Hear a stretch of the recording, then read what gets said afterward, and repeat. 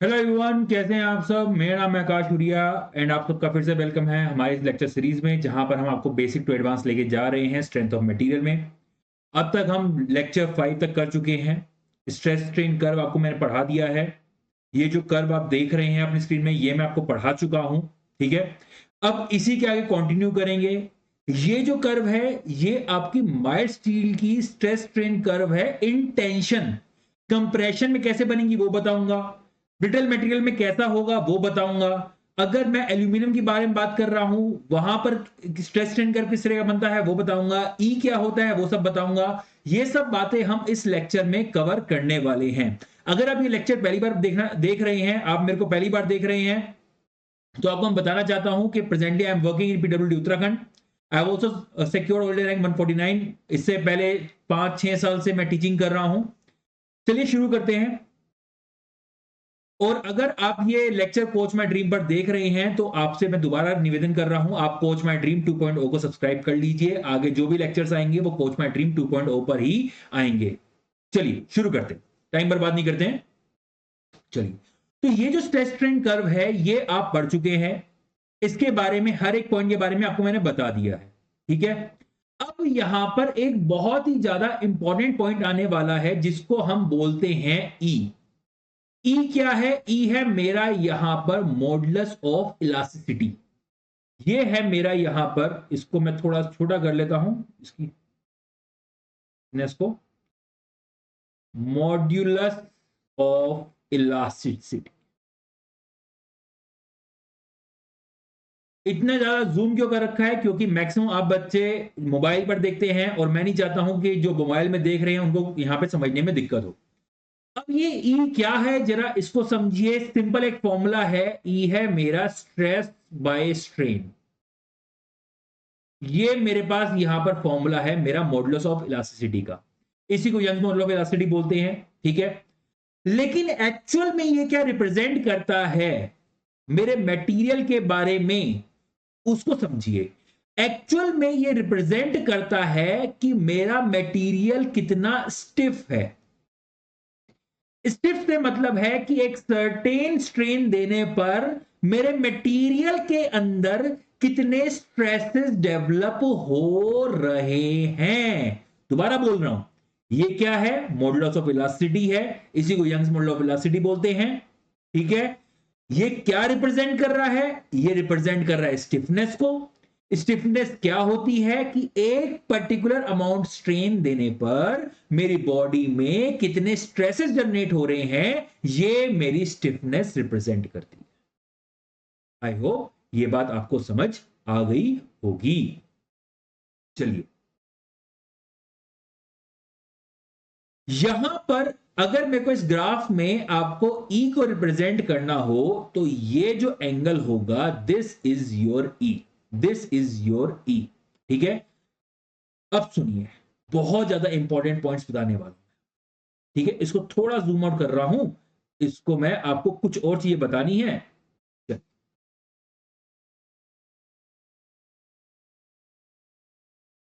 यहां पर मैं एक कर्व बना रहा हूं।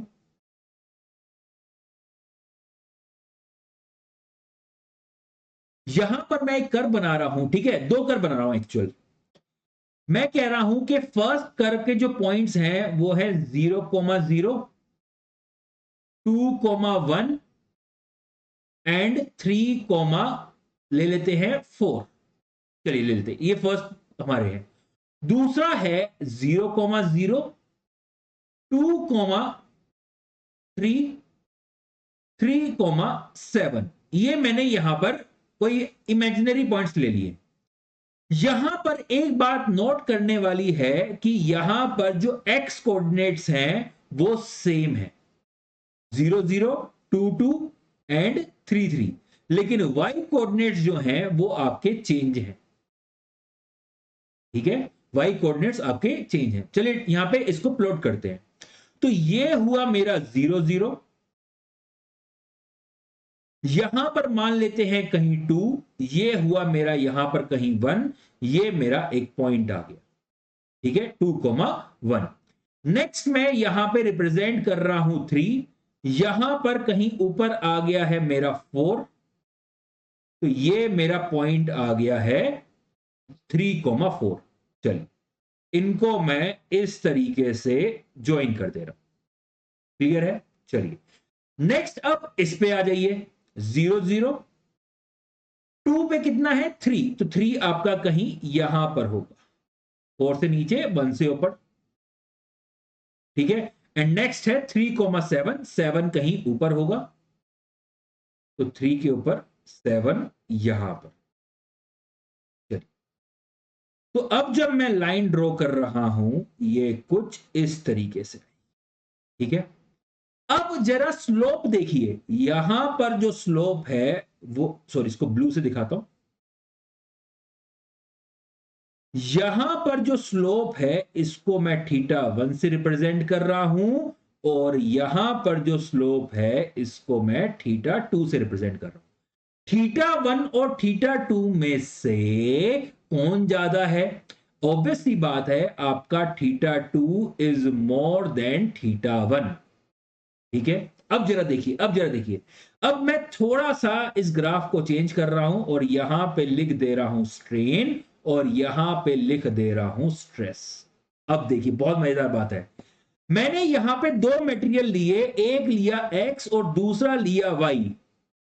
सेम अमाउंट ऑफ स्ट्रेन पर, सेम अमाउंट ऑफ स्ट्रेन पर आपका जो स्ट्रेसेस आ रहे हैं, इसको बेटर है दूसरे पर दिखाता हूं, जो आपके स्ट्रेसेस आ रहे हैं वो अलग अलग आ रहे हैं। सेम अमाउंट ऑफ स्ट्रेन पर जो आपके स्ट्रेसेस हैं वो डिफरेंट हैं। सेम अमाउंट ऑफ स्ट्रेन पर जो आपके स्ट्रेसेस हैं वो डिफरेंट हैं। जिसमें ज्यादा स्ट्रेसेस हैं, मतलब जो ज्यादा आपका यहां पे स्टिफ मटेरियल है, उसमें क्या होगा? उसमें आपका मॉड्यूलस ऑफ इलास्टिसिटी उतना ही ज्यादा होगा। तो मेरा सिंपली जो ई है वो आपका रिप्रेजेंट करता है slope of stress strain curve.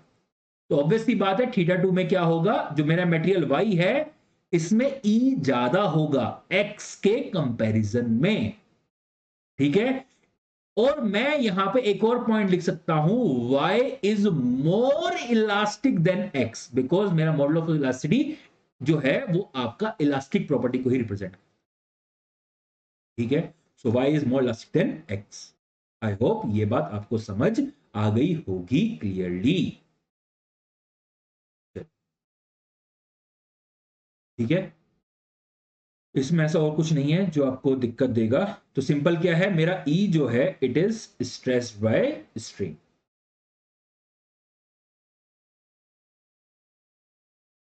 चल अब हम आगे बढ़ते हैं। ये जो कर्व है ये है मेरा स्ट्रेस स्ट्रेन कर्व इन mild steel under tension loading. अब हम कंप्रेशन पे आते हैं। ठीक है, चलिए ये जो कर्व अब आप अपनी स्क्रीन पर देख रहे हैं, this is stress strain curve. ठीक है, ये है आपका टेंशन में, दिस इज अंडर टेंशन, और ये है आपका अंडर कंप्रेशन। ठीक है, अब देखिए सुनिए इस बात को बहुत ज्यादा ढंग से देखिए। यहां पर एक बात बहुत ज्यादा नोट करने वाली है कि यहां पर एंगल दिखाया गया है थीटा और यहां पर एंगल दिखाया गया है फाई। अगर मैं बात कर रहा हूं मेरे यहां पर मेटल्स की, सच एज मेरा माइल्ड स्टील हो गया, ठीक है, जो डक्टाइल मटेरियल है, उन केस में क्या होगा, यहां पे theta is equal to phi होगा। आपका जो मॉडुलस ऑफ इलास्टिसिटी होगा, चाहे वो आपका कंप्रेसिव लोडिंग हो चाहे टेंशन लोडिंग हो, दोनों ही केस में सेम रहेगा in case of ductile material. बार बार बोल रहा हूं, in case of ductile material. Brittle material में इसकी गारंटी मैं नहीं ले सकता। ठीक है, सुनिए इस बात को, यहां पर इसको हम क्या, इस प्रॉपर्टी को क्या बोलते हैं, स्ट्रेस होमोजेनिटी। Stress homogeneity. आई होप ये बात समझ आ गई होगी। अब एक और चीज देखिए, आपका जो स्ट्रेस स्ट्रेन कर्व है, जब मैं टेंसाइल लोडिंग के बारे में बात कर रहा हूं, तो यहां पर क्या होता है आपका, इस कुछ हुआ नहीं, आपका यहां पर क्या होता है, इस तरीके से अल्टीमेट स्ट्रेस जनरेट होता है, उसके बाद आपका कर्व नीचे की तरफ जाता है। क्यों? क्योंकि यहां पे माइनर क्रैक्स डेवलप हो जाते हैं, नेकिंग डेवलप हो जाती है, जिसकी वजह से क्या होता है, कर्व इस तरीके से नीचे की तरफ आता है। क्या हुआ? ठीक है ना? हाँ, ठीक है। कर्व क्या होता है, इस तरीके से नीचे की तरफ आता है। लेकिन जब कंप्रेसिव लोडिंग की बात कर रहा हूं, कंप्रेसिव स्ट्रेसेस के बारे में बात कर रहा हूं, तो यहां पे नेकिंग होगी ही नहीं भाई। आप खींचोगे तभी तो क्रॉस सेक्शनल एरिया कम होगा, जब दबाओगे तो क्रॉस सेक्शनल एरिया तो बढ़ेगा ना। इंक्रीज कैसे होगा मेरे, सॉरी, डिक्रीज कैसे होगा? समझिए, नेकिंग का मतलब क्या था? नेकिंग का मतलब यह था कि जो क्रॉस सेक्शनल एरिया यहां पर है, वो क्रॉस सेक्शनल एरिया आपका कुछ इस तरीके का हो जाए। यही तो नेकिंग थी, यहां पे एरिया कम हो जा रहा था। जब आप खींचते हो तभी तो एरिया कम होगा, जब दबाओगे तो एरिया कम थोड़ा ना होगा, इंस्टेड एरिया इंक्रीज कर जाएगा। तो नेकिंग का होने का मतलब ही नहीं है। देयरफॉर आपका जो कर्व होता है वो इस तरीके से नीचे की तरफ नहीं जाता है। आई होप ये बात समझ आ गई होगी आपको, इसमें कोई भी दिक्कत नहीं होगी।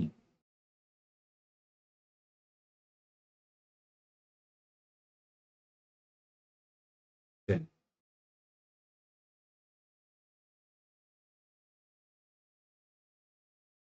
तो यहां पर एक बहुत ज्यादा इंपॉर्टेंट पॉइंट है, that is theta is equal to phi. Modulus of velocity in compression is equal to modulus of velocity in tension. अब एक और चीज देखिए, बहुत ज्यादा इंपॉर्टेंट है। अब यहां पर हम बात कर रहे हैं stress strain curve for other materials. ठीक है, यहां पर आपका है, चलो इसमें दिखाए तो,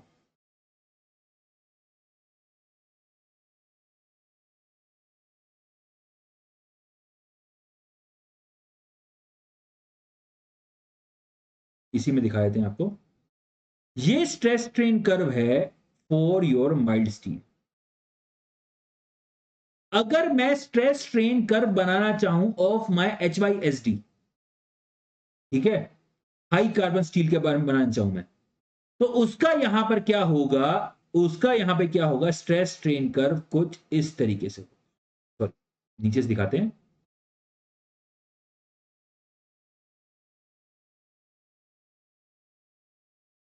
ज्यादा ऊपर उठाना था, नीचे ज्यादा नहीं उठा पाया।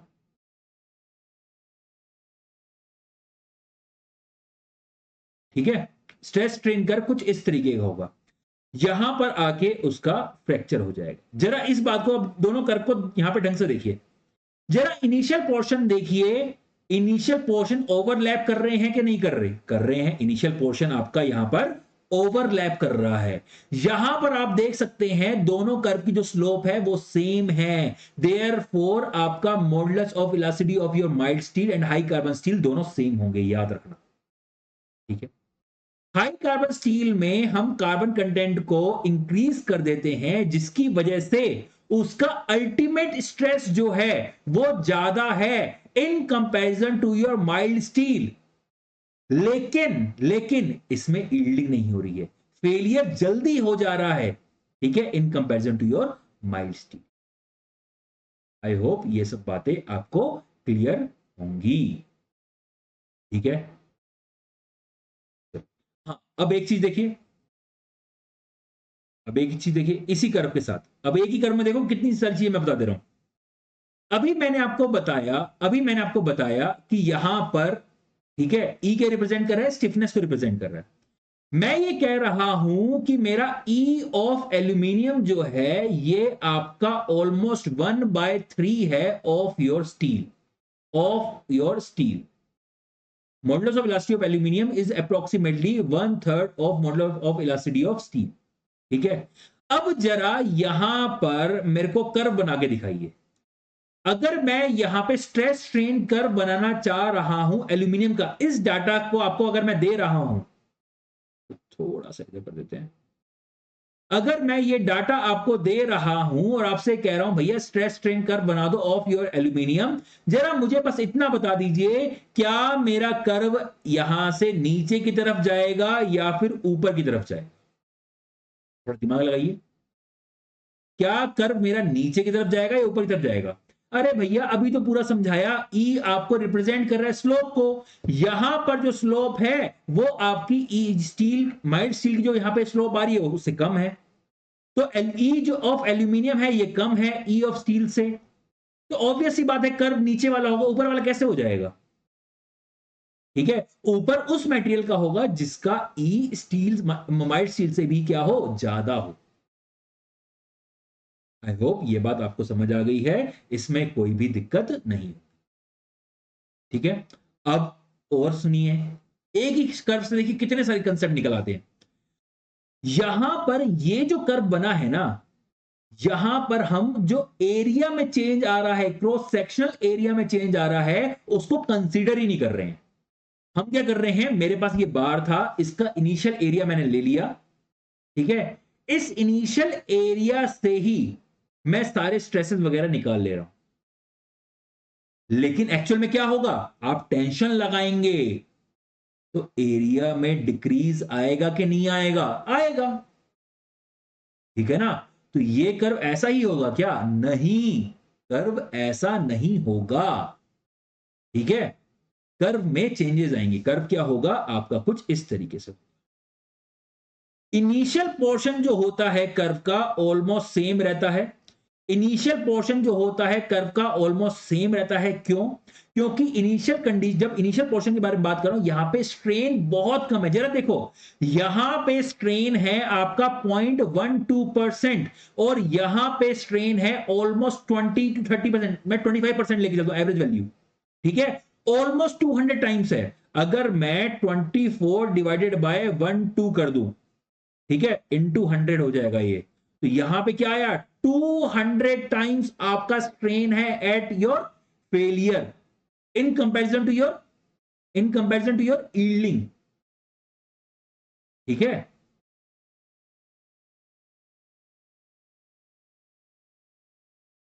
तो यहां पे स्ट्रेन बहुत कम होता है तो एरिया में चेंजेस बहुत ही कम आते हैं। तो एक्चुअल में जो ग्राफ आता है आपका कुछ इस तरीके से आता है।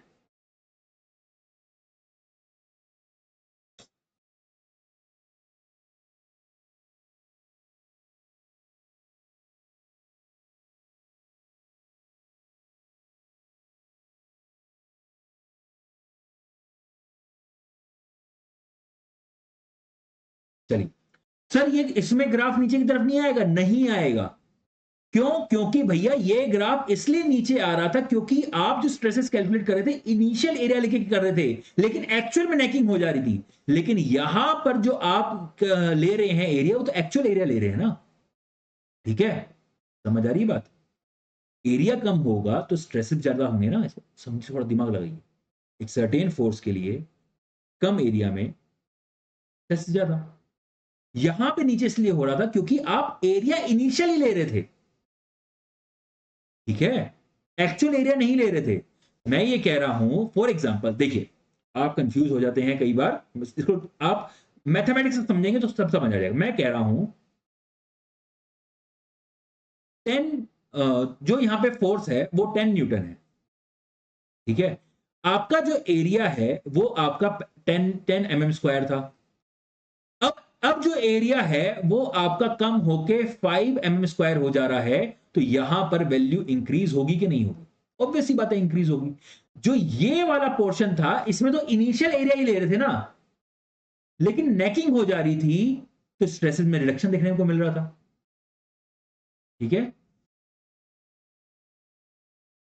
आई होप ये सब बातें आपको क्लियर हो गई होंगी इसमें। तो इसको बोलते हैं ट्रू स्ट्रेस स्ट्रेन कर्व। और इस ये जो स्ट्रेस स्ट्रेन कर्व बना है इसको बोलेंगे इंजीनियरिंग स्ट्रेस स्ट्रेन कर्व या फिर nominal stress strain curve. Engineering या फिर नॉमिनल स्ट्रेस स्ट्रेन कर्व।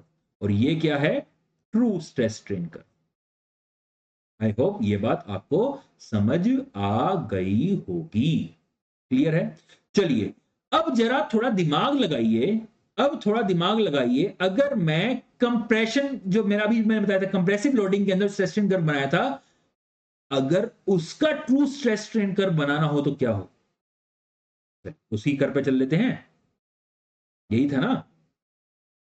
तो कंप्रेशन जब यहां पर है, एक चीज और याद रखना, जब मैं कंप्रेसिव स्ट्रेस कर्व की बात कर रहा हूं तो यहां पे यील्डिंग नहीं हो रही है, ठीक है, याद रखना इस बात को, ना नेकिंग हो रही है ना यील्डिंग हो रही है।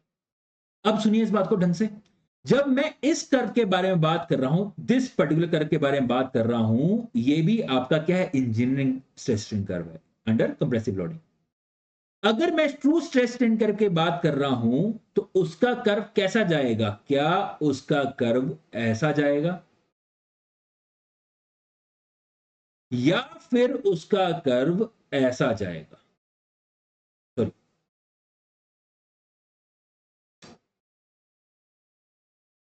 या ऐसा या फिर ऐसा,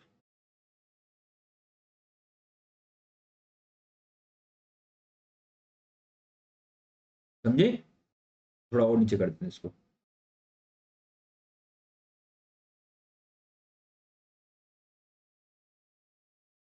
कुछ इस तरीके से, ये फर्स्ट कर्व है, ये सेकंड कर्व है, रेड वाला है ग्रीन वाला, थोड़ा दिमाग लगाओ, थोड़ा सा सोचो, अगर आपको लग रहा है कि भैया यहां पे रेड वाला करेक्ट है, ठीक है, तो आपको थोड़ा सा समझने में दिक्कत आ रही है, ठीक है, ऐसा क्यों कह रहा हूं, जरा समझिए इस बात को। मैं इस कर्व को थोड़ा घुमा देता हूं, ठीक है, अभी आपको ये नीचे की तरफ दिख रहा है ना, तो ढंग से समझ नहीं आ रहा होगा, इसको घुमा के मैं दोबारा बना देता हूं, ठीक है।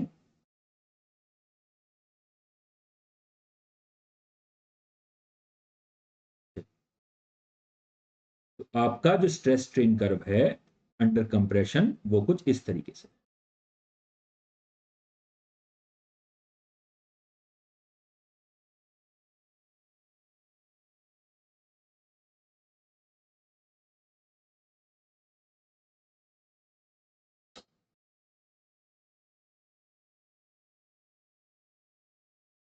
चलो यार थोड़ा समझ लो, ठीक है, ऑलमोस्ट सेम तो नहीं बन पाया, लेकिन समझ लो। अब देखो, जब आप इस मटेरियल के ऊपर लोडिंग कर रहे हो, कंप्रेसिव लोडिंग, ये दबेगा, लेंथ कम होगी, एरिया इंक्रीज होगा या डिक्रीज होगा, एरिया इंक्रीज होगा। अब एरिया इंक्रीज होगा तो स्ट्रेसेस कम होंगे या बढ़ेंगे, कम होंगे। तो यहां पे जो कर्व बन के आता है वो कुछ इस तरीके से, ठीक है, वो कुछ इस तरीके से नीचे आता है, ऊपर नहीं, क्योंकि एरिया इंक्रीज हो जाएगा। This is true stress strain curve, this is engineering stress. I hope बात क्लियर होगी, इसमें कोई भी दिक्कत नहीं होगी आपको, आई होप ये सब बातें क्लियर है, ठीक है। अभी एल्यूमिनियम वाले पे आऊंगा, अभी एल्यूमिनियम पे आऊंगा, पहले थोड़ा सा एक पॉइंट और बताना है। अच्छा टाइम कितना हो गया, क्या यहाँ पे टाइम है हमारे पास अवेलेबल, 23 मिनट्स हैं अभी, है 7 मिनट और हैं, इसको हम कवर कर सकते हैं। हाँ ये रहा कर, ट्रू स्ट्रेस स्ट्रेन कर्व, ये रहा, ठीक है।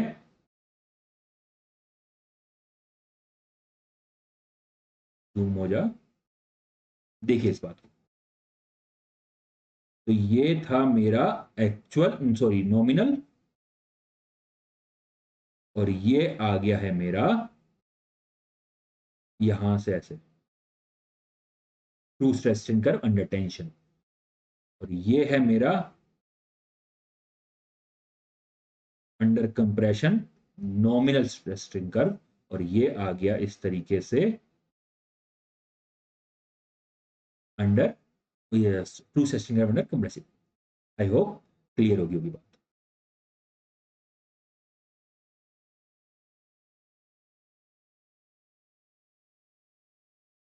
चलिए अब देखिए, इसमें भी कई सारी चीजें हैं, ये सारे फॉर्मुलेस वगैरह आपको याद रखने हैं, कई बार क्वेश्चन में दे देता है। सिंपल है, कुछ नहीं है, मैं सब समझाऊंगा, डरा मत करो कुछ भी चीज से, ठीक है, एक एक चीज मैं आपको समझाऊंगा, डरने की बात नहीं है। यहां पर देखिए, यहां पर हम बात कर रहे हैं, बहुत ढंग से देखिएगा इस बात को, यहां पर हम बात कर रहे हैं हम हमारे ट्रू ट्रू स्ट्रेन की, ट्रू, देखिए हमारा जो नॉमिनल स्ट्रेन है उसको तो हम निकाल लेते हैं, इंजीनियरिंग स्ट्रेन को निकाल लेते हैं change in length divided by original length. ठीक है, ठीक है, उसमें हम क्या कर रहे हैं, हम एरिया ले रहे हैं नॉमिनल एरिया।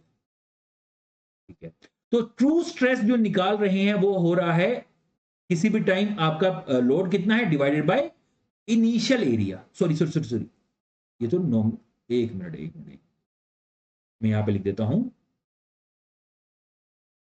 इंजीनियरिंग स्ट्रेस वो कितना है किसी भी टाइम आपका लोड कितना है डिवाइडेड बाय इनिशियल एरिया, और ट्रू स्ट्रेस कितना है किस समय लोड कितना है divided by area at that time. Clear है? तो यहां पे आपका इंजीनियरिंग स्ट्रेन क्या होगा, total change in length divided by original length, total change in length divided by original length. ठीक है, लेकिन जब मैं यहां पे इंजीनियरिंग स्ट्रेन के बारे में बात करता हूं तो यहां पर हम क्या करेंगे, इंटीग्रेशन का यूज करेंगे। तो फॉर एग्जांपल मेरी चेंज इन लेंथ जो हो रही है वो डीएल हो रही है, बहुत छोटी चेंज। ठीक है, ओरिजिनल लेंथ है आपकी एल, इसको मैं इंटीग्रेट कर रहा हूं 0 टू एल, तो ये मेरी टोटल स्ट्रेन निकाल के दे देगा। कौन सा, कौन सा, ट्रू स्ट्रेन। तो जब मैं इसको यहां पे निकालता हूं तो ये क्या आ जाएगा, नॉमिनल वो natural log L 0 to L, ये क्या आ जाएगा natural log, sorry 0 to L क्यों होगा, इनिशियल लेंथ 0 थोड़ा है, ये होगी एल नोट से एल, एल नोट से एल, एल नोट मतलब इनिशियल लेंथ, यहां पे आ जाएगा एल बाय एल नोट। ये सब बात तो आपको पता ही होगी ना, कैसे निकालते हैं इंटीग्रल कैसे। तो ये इस तरीके से आप क्या कर सकते हैं, आप यहां पर अपना ट्रू स्ट्रेन अपना निकाल सकते हैं। क्लियर है?